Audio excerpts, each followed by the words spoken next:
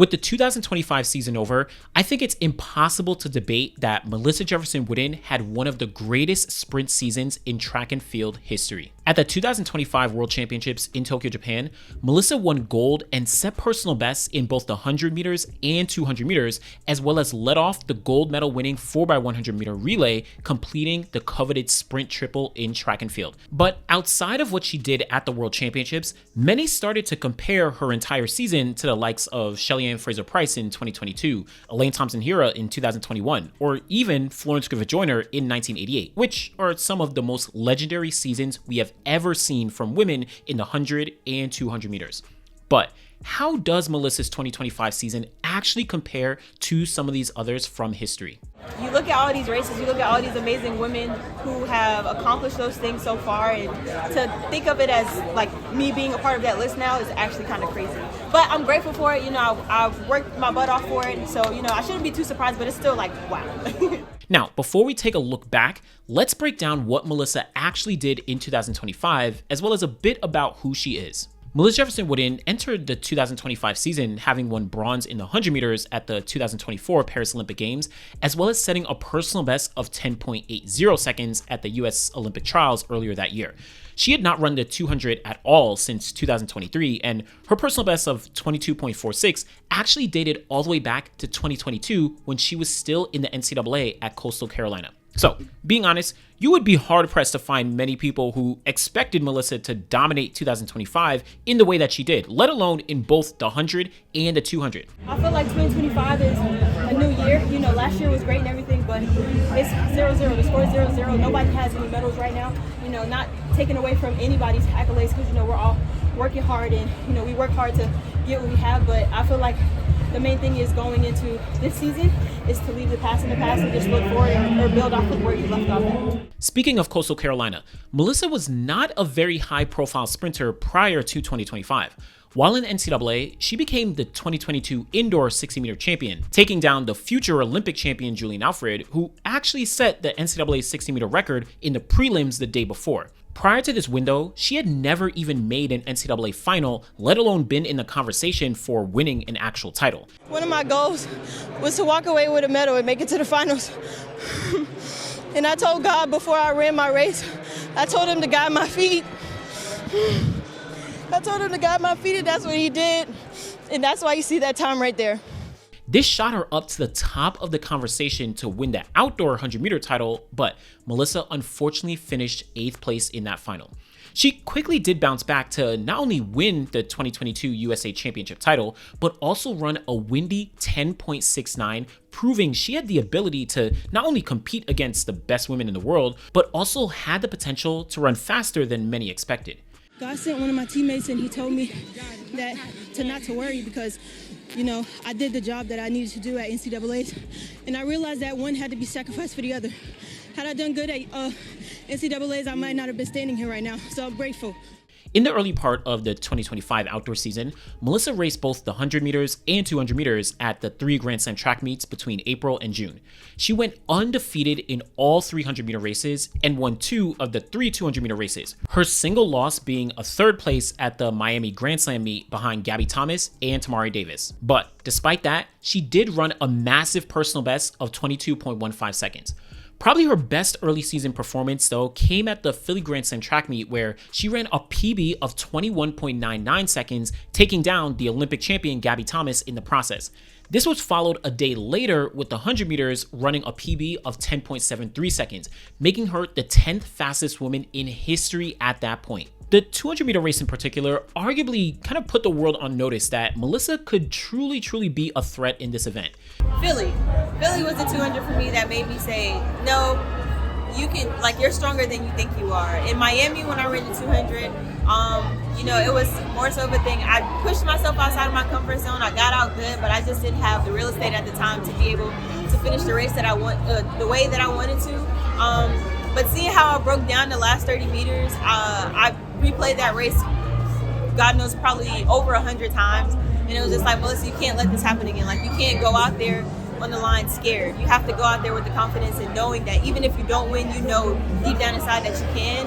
And when Philly came, it was just like, the ladies in the race, they weren't going to get me again. Now, circling back to her time in the NCAA, Melissa was a consistent 200-meter runner, having qualified for the NCAA Outdoor Championships in both 2021 and 2022. Though her best finish was 9th in the 2022 final, she had run a best of 22.46 seconds earlier in that year, showing that she had the potential if she really committed herself to the event, something that, she chose to just skip out on once she actually did turn pro. From the spring of 2022 and the end of 2024, essentially the 2+ years after leaving the NCAA, Melissa ran just 3 200-meter races, all in 2023, and none faster than her PB of 22.46. But the start of the 2025 season showed that she had not lost a step and was on pace for something very, very special. After Grand Slam track, Melissa ran at the Prefontaine Classic in Eugene, the USA Championships, and a few other Diamond League meets in Europe before heading to Tokyo for the World Championships that year. In Eugene, she ran the 100 meters in 10.75 seconds, which was not only just off her recent personal best, but she also took down the Olympic champion Julian Alfred, who also ran an impressive 10.77. Also note, there was a massive headwind of negative 1.5 meters per second, which is by far the biggest headwind for a sub 10.8 race in history, and probably would have given her a 10.6 race if the wind was turned around. But just to pause on this point for a second, because by early July, Melissa had already taken down the Olympic 100 and 200 meter champions and essentially the entire Olympic podiums in both events at some point during the season. Julian Alfred and Sha'Carri Richardson in the 100, and then Gabby Thomas and Brittany Brown in the 200. And of course, obviously, everyone was at different points in their season as they were targeting the world champs at the end of the year. But clearly, Melissa was building her case for a very legendary year. Next at the USA Championships, Melissa swept both the 100 and the 200, running personal bests of 10.65 and 21.84 respectively. That 100-meter time notably moved her a step up to equal number 5 all time, sharing the spot with Sha'Carri Richardson and Shericka Jackson, at least for the time being. This double also made her the first woman in over 20 years to win both events at USA's. The last person to do it, Tori Edwards in 2003. Now, the Silesia Diamond League was next, where Melissa ran a comfortable and controlled 100 meters in 10.66 seconds, just barely off her recent personal best. And considering the wind and the location, this was probably a better performance regardless of what we actually saw on the clock. When I ran 10.66 in Poland, the race by far that shocked me the most this year. Really? I did not think that I was running that fast in Poland. I promise you. I came to the line and I saw the time and I was like, like, what do you mean I just ran 10.66? Like, I took an 8-hour flight over here. I got over here 3 days ago. Like, what are you talking about? It's insane. Now, this gave her 2 marks under the 10.7 second barrier, something only 4 women in history have ever been able to do. Shelly-Ann Fraser-Pryce, Elaine Thompson-Herah, Florence Griffith-Joyner, and Carmelita Jeter. So even before we got to the World Championships, Melissa was already setting herself up to be in legendary company. Finally though, the Brussels Diamond League was the last stop for Melissa before the World Championships, and she ran 10.76 seconds in the 100 meters, which, funny enough, was actually her slowest 100-meter final time that year outside of her season's opener in Kingston, Jamaica. So, for context, prior to these World Championships, Melissa had gone undefeated in the 100 meters. She won all except a single 200-meter race, had run sub 10.7 seconds on 2 different occasions, had run sub 22 seconds on 2 occasions, and had already taken down the Olympic champions in both the 100 meters and 200 meters. She was truly building the case for one of the greatest seasons in history at that point, and the World Championships had not even occurred.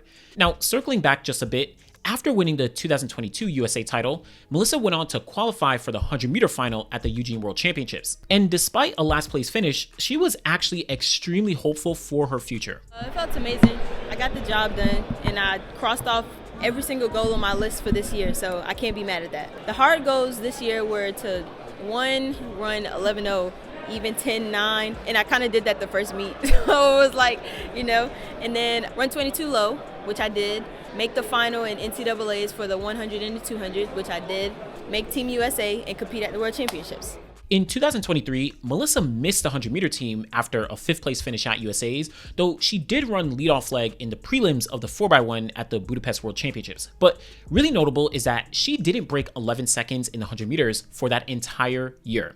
At the end of 2023, she actually went on to leave her college coach and move down to Florida to train with Dennis Mitchell and the Star Athletics group, which included names like Sha'Carri Richardson, T.T. Terry, Kayla White, and some other top sprinters in the United States. This move immediately paid off, as in 2024, she went on to not only make the U.S. Olympic team running a 100-meter personal best of 10.80, but she eventually secured a bronze medal at the Paris Olympics, an accomplishment that arguably put her on the map for the wider world, who really wasn't familiar with what she had done in prior years, whether it was in the USA or even in the NCAAs a few years back. Now, those 3 years between 2022 and 2024, they weren't easy by any means, but they were simply building blocks for Melissa to eventually achieve the success that would come in 2025. I didn't want what happened in 2022 or 2023 after I came off of the year of 2022 to happen again in 2025. Like, me not making that team in 2023 literally haunts me. It was like, I don't ever want to experience that ever again. That feeling of thinking like, you've been there before, you know what it takes mentally, but it ain't working out. Like, I don't ever want to feel like that ever again. So, enter Tokyo, Japan. The 2025 World Championships would be the cap to an already amazing season for Melissa Jefferson-Wooden. She first won 100-meter gold and set a new personal best and championship record of 10.61 seconds, which was a full 0.15 seconds ahead of second place, which essentially just solidified her dominance in the event all throughout the year, a completely undefeated season. 10.61 also now made her the 4th fastest woman in history, only behind Flojo, Elaine Thompson-Herah, and Shelly-Ann Fraser-Pryce. The 200 was arguably even more dominant though, as she won gold in 21.68 seconds, almost a full half second ahead of second place, which was the biggest winning margin at Worlds or Olympics since Allyson Felix in Osaka 2007. That time also made Melissa the 8th fastest woman in 200-meter history. And even more importantly, Melissa just became the 12th woman to ever win the 100-200 sprint double at a Worlds or Olympics. When you really think of it, it's like so many amazing American women have came before me. A lot of people have tried the double and they haven't, gotten the chance to accomplish it, but I did, and that just makes me feel so blessed and so honored. But to fully cap things off, Melissa led off Team USA to gold in the 4x100 meter relay, earning her the coveted sprint triple in the 100, 200, and 4x1. Just the 7th woman in history and the 14th athlete, man or woman, to ever achieve the feat. Check out the full video for a historical breakdown. And so to just highlight a few notable stats on what Melissa actually did all throughout 2025. She won the 100, 200, 4x1 sprint triple with very large margins in both individual events. She became the 4th fastest woman in history with her personal best of 10.61 seconds and went undefeated in the 100 meters, averaging 10.79 seconds. Her 200 meter personal best made her the 8th fastest woman in history. And though she lost one race in the year, she still averaged 22.177 in all her races. So Melissa clearly had one of the most legendary seasons of any women's sprinter in history, but instead of doing kind of a direct stats comparison with the numbers and all that, I think it makes a little bit more sense to kind of highlight some of the other women all throughout history who also have been able to have legendary seasons in the 100 and 200. So before we get to like the Shelly-Anns and the Elaines, let's go a little further back in history, like before the 1980s, where you had names like Fanny Blankers-Cohen in 1948, Marjorie Jackson in 1952, Betty Cuthbert in 1956, Wilma Rudolph in 1960, and Renate Stecher in 1972.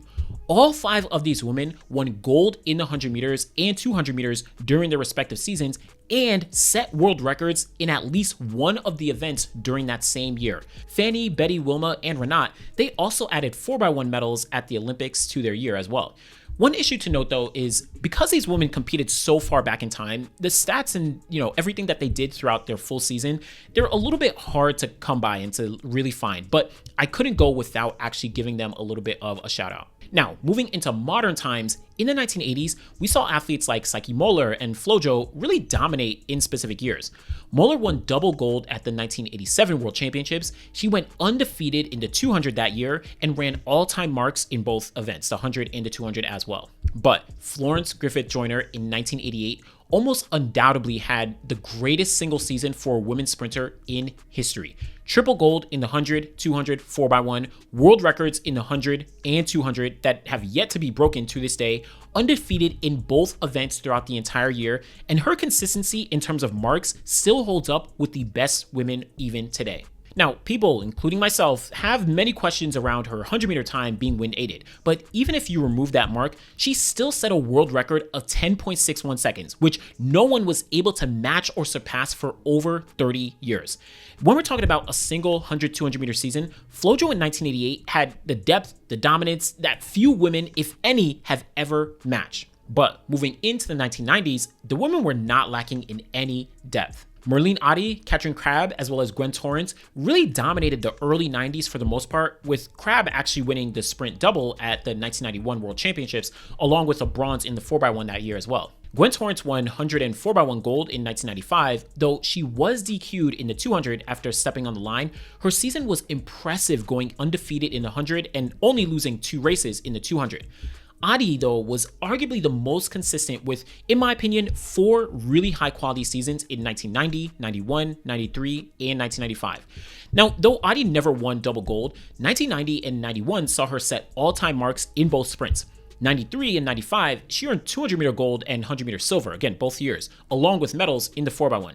But just to go a bit further on Ottey's 1990 season, which didn't have a global championships to contend, she went undefeated in all 24 of her races, 1200 and 12 200-meter races. She also moved up to number 3 and number 2 all-time, respectively, that year in each event. I think this year kind of gets overlooked because there was really just no opportunity to win medals, and it's impossible to know if Ottey would have actually won double gold, but there's no denying that it was one of the greatest seasons ever. And what's crazy is this directly ties in with Marion Jones, who also dominated the late 90s, specifically 1998, another non-championship year. That year, Marion Jones went undefeated in all 19 of her 100-meter races and 6 of her 200-meter races. She also ran the second fastest time in history in both events. And to cap it off, her 100-meter average that year was 10.796 seconds, faster than what FloJo had done in 1988. Listen, I have my issues with Marion Jones for not only her cheating, of course, in her, later parts of her career, but lying as well. But it's undeniable that her year in 1998 was one of the greatest sprint seasons in history. She also dominated 1999, but she failed to medal in the 200 and the relay, so I really just couldn't, stack it up.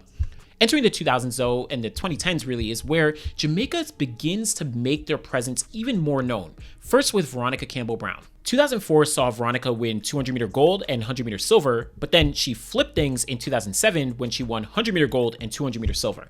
And though she never ran kind of extremely fast times during those years, like specifically talking historically, she did dominate by going undefeated in the 200 in 2004 and only losing 1 race in 2007, the world champs to Allyson Felix.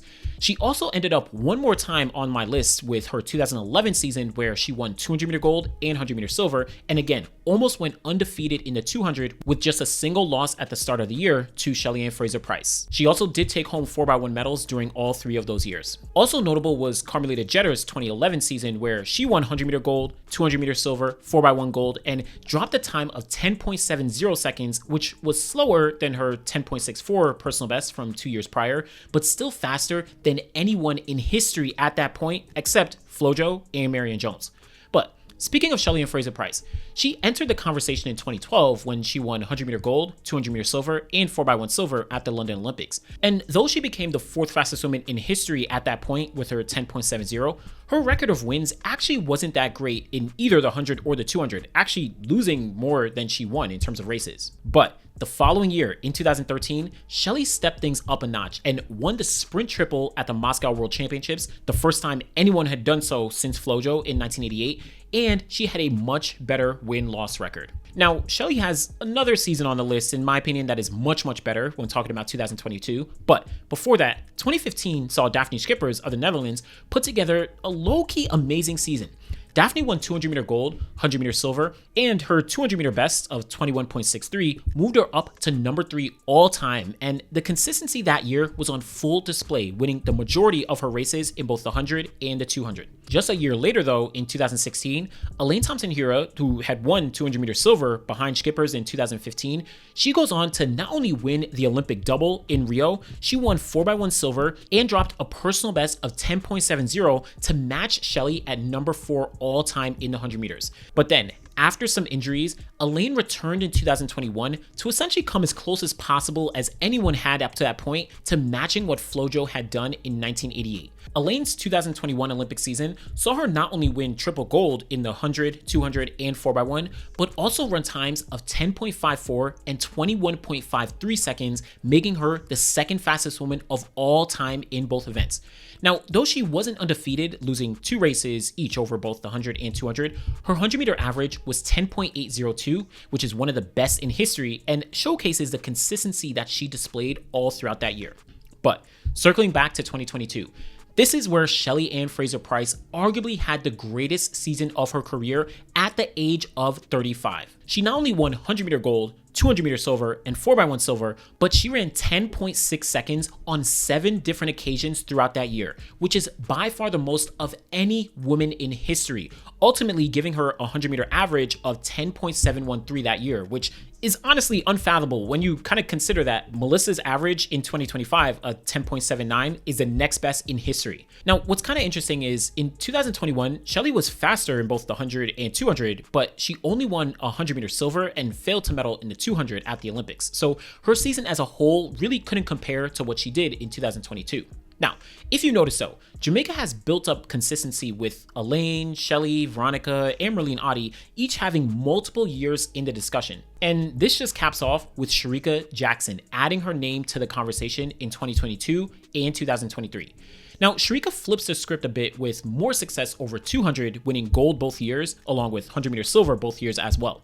While her 2022 was really special with a 21.45 personal best and average 200-meter time of 21.906, only behind FloJo's best average from 1988, Shericka's 2023 was one for the ages. 10.65 seconds in the 100 to become the 5th fastest woman of all time, 21.41 to get closer to that world record, undefeated in all 200-meter races, many of which were 21.4s, 21.5s, resulting in an average of 21.93. Finally, I do want to shout out Julian Alfred in 2024, who deserves a ton of respect for her 100-meter gold and 200-meter silver at the Olympic Games, and really showing consistency all throughout that season as well. Note that all of these women competed in both the 100 and 200 during their respective seasons and won some combination of gold and silver at the World Championships or the Olympics during that year. So I didn't mention athletes like a Gabby Thomas and Evelyn Ashford, a Tori Bowie, and Allison Felix, who might have dominated either in a single event in a specific year, like Gabby in 2024 in the 200 or Evelyn in 1984 in the 100, or maybe they doubled like Allison in 2012 or Tori Bowie in 2016. But they didn't come away with at least gold and silver at the Global Championships. And yes, I acknowledge I mentioned Merlene Ottey in 1990 and Marion Jones in 1988, but I personally thought those specific years stood out particularly amongst the other ones as well. And let's be clear, there's probably a ton of other seasons I didn't mention that stack up with some of the greatest, but these were just a few throughout history when it comes to 100, 200-meter sprinters who now Melissa Jefferson-Wooden is entering the conversation with in 2025. But I have to be honest, there's so much that these gold medals, the fast times, the averages, the undefeated seasons, and all these kind of stats, there's so much that it can't tell us, right? It can't tell us about how Melissa became an unexpected NCAA indoor champion in 2022, or how she lost the NCAA 100 meters outdoors, but bounced back to win USA's and make the final at the World Championships that same year. Or even how she struggled throughout 2023, where she missed the 100-meter team and only ran the 4x1 prelims at the World Championships. Or even how she left her college coach right before the Olympic year, moved to a completely different state and city, but then bounced back to win Olympic 100-meter bronze in 2024. Or even how Melissa was questioned if she was running too fast too early in 2025, but she not only managed to get better, but peaked perfectly at the World Championships at the end of the season. These are things that all these kind of stats and comparisons, they honestly can't show for Melissa and all the other athletes that I mentioned throughout history. Those are really immeasurable parts of the journey to the legendary seasons that these women had, right? But wherever you rank Melissa's 2025 season, either at the top or the bottom or somewhere in the middle, I think we can all agree that Melissa has already made history and is arguably just getting started. Be sure to like the video, subscribe to the channel. Truly do appreciate y'all. Thanks for watching.